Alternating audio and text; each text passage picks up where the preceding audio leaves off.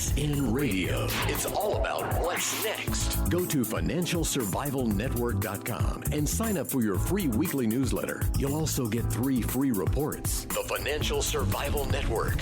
It's all about what's next. Welcome. You are listening to the Financial Survival Network. I'm Kerry Lutz. The date is January 19th, 2016. So much going on, and elections. We got debates. We've got accusations flying. We got Bernie Sanders on the rise. And who better to talk about it than you, Allyn Root, author of so many books, and the most recent one, The Power of Relentless. I've read it, and I highly recommend it. Wayne, and welcome back. Hey, thanks, and let's make sure we get the name right now. The Power of Relentless. You know what's funny, Kerry? Yeah. You're like the 20th show I've done in the last 3 days that has said the exact same thing. Everybody keeps calling it the Power of Relentlessness. It's the Power of Relentless. But you know what? I'm relentless in saying the name, so we'll say it again. It gave me an excuse. The Power of Relentless, and you could say the Power of Relentlessness too, because I am both. So good idea. Listen, I think what's becoming clear in politics today is that relentless wins elections, and Donald Trump is the most relentless guy on the Republican side, and I think Bernie Sanders is the most relentless guy on the Democratic side. I think Hillary Clinton, mark my words, I've said it before on your show and many others, Hillary Clinton will never be the President of the United States, and she'll never be the Democratic nominee this year, despite the fact that every pollster at this exact moment would tell you that she is 100% going to be the nominee. I think it's 0%. I totally agree with you. I've said it for a while. My feeling was always that if she was going to be the president, it would have happened in 2008. And here we are in 2016. And, there's just so many issues, the emails, her health. We could just go down the list. The Clinton, well, don't forget the Clinton Foundation. I think that's the worst one, and I've always said that. For a year now, I've said she'll never be president of the United States. She committed treason by accepting bribes and then giving out government contracts with taxpayer money.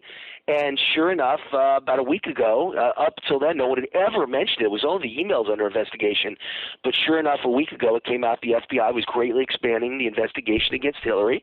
They were adding 100 agents to the case, and that they were moving into bribery involving the Clinton Foundation. Exactly what I've said all along. You can't even imagine Allyn Root being Secretary of State and then there being a Root Foundation run by my wife, and that foundation, while I'm Secretary of State, takes money from foreign governments, including enemies of the United States, and then hands out deals with taxpayer money, government contracts, to those exact same countries that wrote me a check 1 week ago.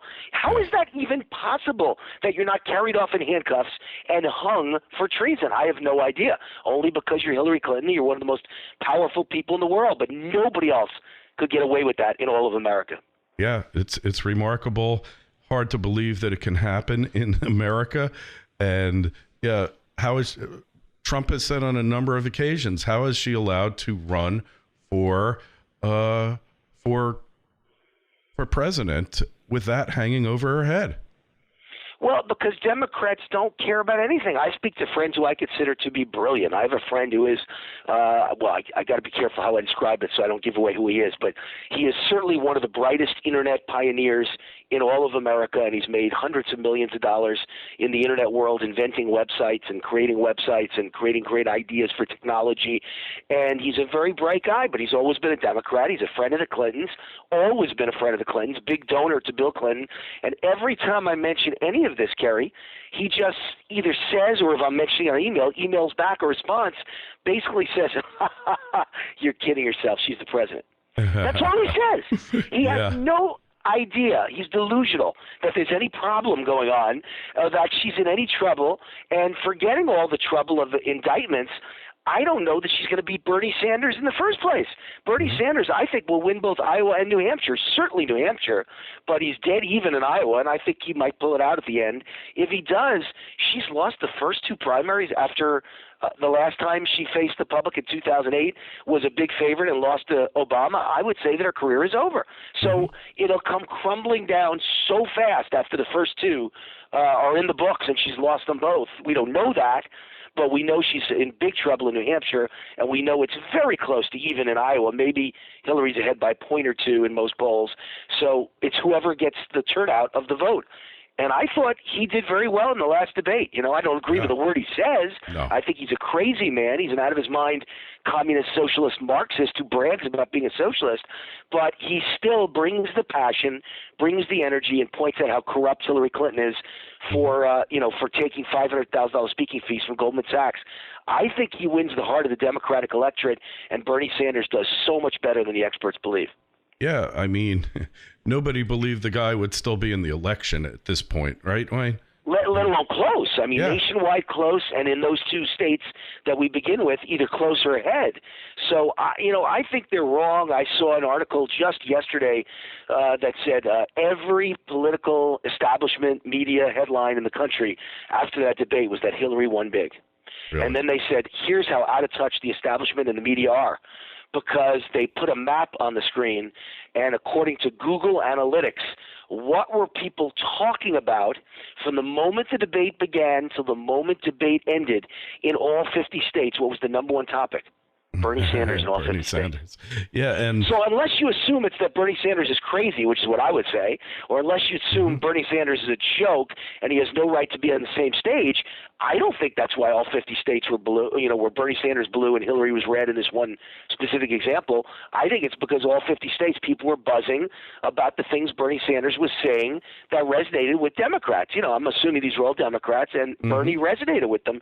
Hillary didn't. So to say that Hillary won the debate when all 50 states are the color of Bernie Sanders during the entire debate as the most talked about question on the internet, topic on the internet, I think that's delusional. So I think Bernie is the one who brings the power and the energy and the passion, and that's going to be what's Hillary's trouble again, just like Obama brought the passion and the energy 8 years ago and destroyed her. Hey, and look, the most searched term on Google for a while was, will Hillary Clinton be indicted? That tells you a lot. The trust level for Clinton is in the toilet, and for good reason. And I just think, though, how are the Democrats going to allow Bernie Sanders to be their nominee? I got to believe Biden's going to get in there the last minute. They're going to broker the convention. They're going to do something to get that guy out because they know he's toxic for the general electorate, because as bad as the state of the population is now, they're not ready to embrace communism. Agreed. And great minds think alike, and I'm sure I've said it on your show before, so I certainly agree with you. I believe Joe Biden will be the nominee when the dust settles. I believe they'll bring him in at the convention and be the savior of the Democratic Party. I believe that was Obama's plan from day one. Obama hates Hillary Clinton's guts and the Clintons in general. He does not want Hillary to be the person that follows him to carry his legacy, and he certainly doesn't want Bernie Sanders to be that guy. So because Bernie would lose, I think Trump would clean his clock by 30 points. It would be a Reagan-Mondale type landslide. Yeah. And so Joe Biden's the one that makes sense. Joe doesn't really offend anyone per se. He makes a lot of offensive comments and a lot of stupid comments, but he does it in a sweet way. He's a black slapper. He's a smiler. Everybody loves Joe Biden. His son just died. Everybody feels bad and likes Joe Biden, even if they disagree with his views, including me. I think Joe's a great guy. I don't agree with anything he believes in, but I think he's a great guy. Where I don't feel that way about either Hillary or Bernie or Walter or Martin O'Malley for that matter. So, I mean, Joe Biden makes sense. So I think what happened was from the first day, Obama said, listen, trust me. She's getting indicted. I know. I'm the president of the United States. I follow FBI and DOJ memos, and she's getting indicted, and I won't stand in the way. So therefore, she's done. If you announce you're running against her, Joe, you become the enemy of all of Clinton's fans, and they won't necessarily love you. Matter of fact, some of them will hate you. But if you decline to run, then we bring you in at the convention after she's been indicted. You're the nice guy who never ran against Hillary, only said nice things about Bernie and Hillary, and we bring you in as Uncle Joe, and everybody loves you, and you don't have a single enemy in the world. Trust me, she's getting indicted. And he put his trust in Obama. That's what I believe happened, and we'll find out when it gets to be convention time. But I'm not 100% in agreement that even separate from that, she doesn't lose both Iowa and New Hampshire, and she's on the ropes in the actual primary itself, with or without an indictment, with or without Obama destroying her. I think she's destroying herself, and the more that comes out about Bill Clinton and the thousands of women he's had sex with, I think the more she loses credibility with America's women. So I think Hillary is her own worst enemy, separate from all the other problems. Hey, and you got to give Trump a lot of credit for one or a few tweets when Hillary accused Trump of being sexist, and boom, he just leveled them. They're still on their heels. They don't know what to do. If you hadn't heard, he said, you've been enabling one of the great sex abusers in history, and you're calling me sexist. Right. Well, that's Trump's great value, and people can say bad things about him. He's offensive. He's politically incorrect, blah, blah, blah. First of all, the American people wants that at this point. It's a pleasure to see politically correct versus the liars in politics. And number two, even when he says something that's offensive, and there's a strong rumor on the internet, by the way, that Sarah Palin's going to endorse Trump in Iowa today as we speak. That's on all over the internet, the headline at Drudge, Sarah Palin to endorse Trump today in Iowa. We'll see, but if that's the case, I think a lot of conservatives will reassess Donald Trump, and I think he will win Iowa over Ted Cruz. But having said that, now I forgot where we were at. I forgot the topic. The tweet on Clinton's peccadillos. Right. Donald Trump. Yeah. Just Donald, even when he says something offensive, it's in the back of people's minds that it's correct. So when he brought up the fact that Bill Clinton is the biggest womanizer of all time, no one else had ever said that as a reasoning why Hillary's wrong on the war on women against Republicans. He's the first guy to bring that up. It changed the narrative completely. He did the same thing with Ted Cruz. Yeah. You know, it doesn't matter if Ted Cruz really is eligible for president or not. Most probably he is. Mm-hmm. It doesn't really matter. Donald Trump brought up a doubt on people's mind that many people didn't even know they had, and now they're thinking about it all the time. And I think a lot of people will have a pause about voting for Ted Cruz in any primary, knowing that his appearance on the ballot could completely destroy the Republican Party if it turns out a court rules he's ineligible. So Donald Trump hurt himself by bringing that up, and yet he destroyed Ted Cruz the same way when he compared Ben Carson to a child molester. He hurt himself, but he destroyed Ben Carson, and that was it. People came back to Trump. So Donald has a way with words and a brilliant marketing strategy that just works, and people can't argue with it anymore.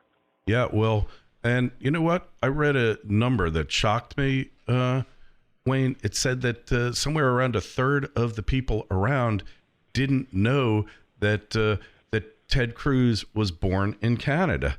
Right, and exactly. And then now they know. Yeah. now they know. There's a lot of doubt cast, and I think that doubt destroyed Ben Carson by Trump, and now that doubt's destroying Ted Cruz. I'll bet you'll see polls in the next week or so that prove that Ted Cruz is going down, not up, because of what Donald did. And, of course, now there's a lawsuit, I believe, challenging Ted Cruz's eligibility for president. And Ted Cruz, none of it would have mattered if a Democrat, they would have said, oh, it's sour grapes if a Democrat did it. But the fact that Trump brought it up gave it credibility and life and a media headline, and I think the knife is in the back of Ted Cruz now, the same way it was in the back of Jeb Bush and the same way it was in the back of Ben Carson. Donald is eliminating all the competition one by one. He has a way with words. And keeping Ted Cruz in the running up until this point was also an act of brilliance, because look, Ted Cruz drew a lot of fire, but also he's outside the mainstream Republican candidates, the establishment elite, and it was masterful. But at some point, you knew that if Trump was serious about getting elected, he had to take Cruz out. I mean, no question about it. So, listen, I thought Trump was masterful in the last debate. I thought that I'm a Trump guy. You know that. I've been a Trump fan and trumpeting Trump on your show and media across the country for months and months and months now. But I'm also always honest. I'm a real political commentator and analyst who remains unbiased when I watch a debate. And I didn't give Trump the win in any of the prior debates. I thought he was very good. He was always in the top three. But I didn't think he really won them. I thought Carly Fiorina won one. I thought Ted Cruz won one. I thought Marco Rubio won one. And Trump was always close, but not the winner. debater. I thought Trump won in a landslide. He trounced them in the last debate, the one that matters, and he's obviously learning now how to debate in a 7-way or more setting. So he's learned a lot. People say he doesn't learn, he doesn't listen. Well, he learned. He really was a good debater for the first time and won that debate, and that's a good thing. And I thought he just trounced them all. He trounced Ted Cruz on the New York values question, and I'm a real New Yorker, even though I hate the politics of New York. I like New Yorkers. I always will. And Ted Cruz lost big time. And by the way, that's a judgment call that proves Ted Cruz is no genius either. I've always liked him, but that was very poor judgment. I mean, he knew what Trump's response was going to be because Trump had done it during the week in the media. Yeah. That if you criticize New Yorkers, you're criticizing policemen and firemen that ran into the 9/11 building. How did he not know that was going to turn into a trap for him on TV? I have no idea, but it was a very bad judgment, and Trump won that exchange big time, and I think won over a lot of New Yorkers and made my prediction come true in my commentary 6 weeks ago, where I said Donald Trump can win New York. He's now the hero of New York. Absolutely.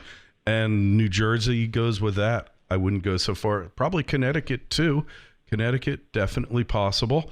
All those states that are dyed-in-the-wool blue really come into question for whomever the eventual candidate is for the Democrats.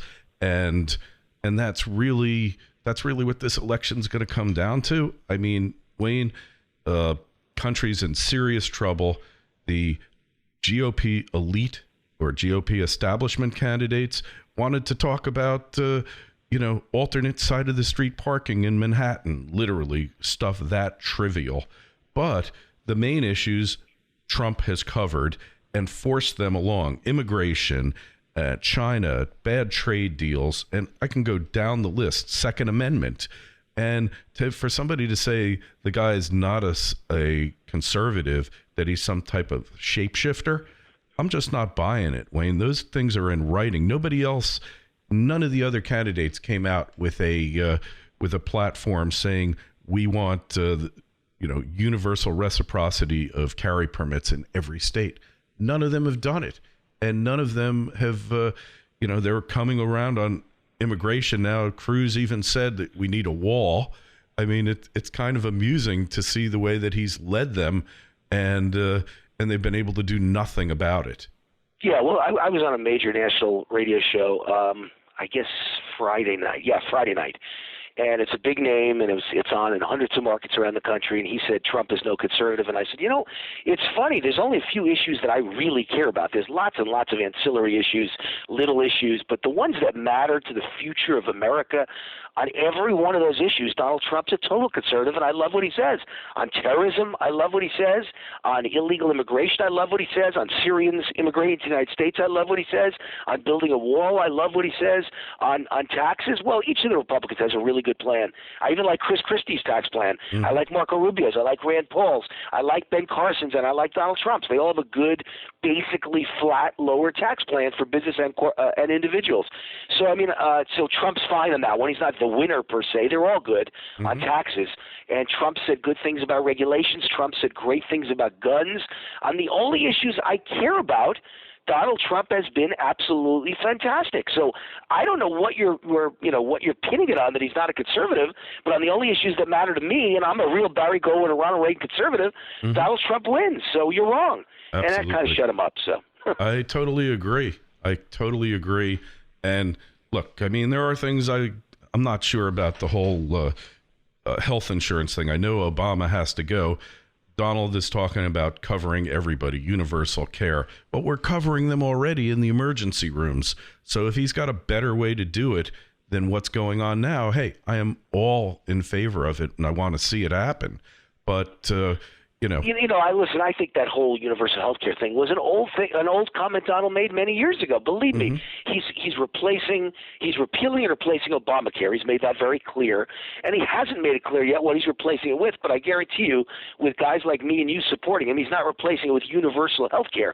But what I've always said, Mr. Conservative Allyn Root, is that you need to leave people alone. You need health freedom. You need to make it all tax deductible. You need to let us buy across state lines.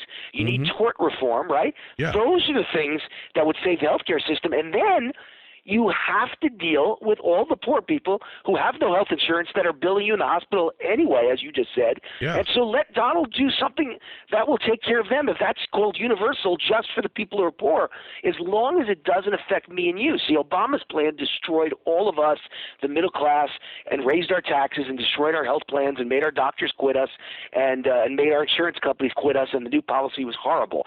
That's a different story. All I've ever said is if you want to deal with poor people, find a way to deal with them, but don't ruin what we've already got. That was my argument always. It wasn't let poor people die in the street. So if Donald doesn't want poor people to die in the street, good. Come up with a good plan for him. I'm all for it. There has to be a way to take care of poor people in the street because, like you say, Kerry, they're going to go to the hospital, the emergency room, and they're going to cost us tons of money anyway. It just shows up in the debt. So why not have a plan to deal with it? So I think there's a way to deal with all this stuff. And Donald's always the pragmatic businessman who gets things done, and that's what America needs. And by the way, the single best thing that happened in the news in the past week that I think will be, big positive for Donald is that it now comes out that we didn't just give Iran back $150 billion of money we've been holding because they're the world's worst terrorist regime. We paid them interest on it. Yeah, we paid that's interest. A great example of Donald being the greatest negotiator in the world and the people in power being the worst negotiators in the world. Really, it wasn't enough to give them back their $150 billion. That part of it everyone objected to on the right, like you and me. You had to give them interest on the $150 billion? That's the best negotiation you could do. Well, then the people running our country are either traitors or idiots. And that proves that we need Donald Trump. And I sent a note to him and said, you got to run an ad 24 hours a day, 7 days a week, saying, folks, we gave them everything they wanted. This is one of the smallest, weakest countries in the world versus great America. And we gave them everything they ever wanted, including your money used as interest to pay back the $150 billion that we held because they were a terrorist regime. And if that doesn't make you mad, nothing will. And sure enough, no sooner I said that, I've never told you this, my wife hates politics. My wife couldn't care less about politics. It just doesn't interest her. She's a Republican. She's a conservative, but she doesn't care about politics, doesn't watch it, doesn't watch the news when I watch the news, doesn't want to hear all my political rants. She just doesn't. It's not her thing. And she sent me a rant on text. She was out and her best friend had texted her and said, this can't possibly be true. Ask Wayne, did we pay interest to Iran, the terrorist regime? Yeah. And my wife sent the text to me and said, this can't possibly be true, can it? This is outrageous. So if it gets my wife and her best friend who don't care about politics completely outraged, this is an issue that should run on a TV commercial 24 hours a day, 7 days a week. Absolutely correct. And we don't even have time to talk about Ted Cruz's Wall Street loans. A lot of it's a big tempest in a teapot, but the non-disclosure of it definitely helped his campaign for Senate. But we'll talk about that another time. Wayne, just tell us again the correct name of the book and your website. Sure. The book is The Power of Relentless, and I'm a guy who believes you turn lemons to lemonade. So the fact that you got the name slightly wrong in the opener of the show was great for me because I got to mention the right name 12 times. The Power of Relentless. The Power of Relentless. The next interview, make sure you get it wrong again, Kerry. Okay. The Power of Relentless, and the website is rootforamerica.com. By the way, I was honored, one of the great honors of my life, to be chosen to give the Tea Party response to the President's State of the Union last week. In the whole country, out of everyone available, including all the U.S. senators they've chosen in the last 6 years, the only time they ever chose someone other than a U.S. senator or congressperson was me. And I got to give that speech. And the actual 17-minute video where you can watch a guy who has a good State of the Union that you'll enjoy and you'll clap out loud and stand up, that's at my website, rootforamerica.com. Look for my Tea Party State of the Union response at rootforamerica.com.